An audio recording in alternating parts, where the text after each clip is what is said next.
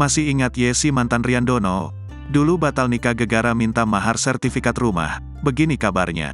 Kisah cinta Ryan Dono dan Yesi sempat viral batal. Kegagalan tersebut dipicu permintaan mahar sertifikat rumah dari pihak mempelai wanita.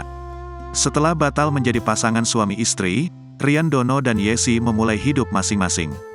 Ryan bahkan sudah move on dengan menikahi wanita bernama Alia Jelita pada tanggal 23 Juli tahun 2023.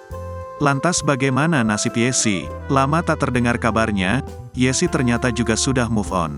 Ia bahkan diduga telah melakukan foto prewedding bersama kekasih barunya. Hal itu terekam dalam video yang diunggah di akun TikTok pribadinya.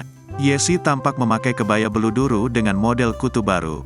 Kebaya tersebut berwarna biru, senada hijab segi empat yang dikenakan.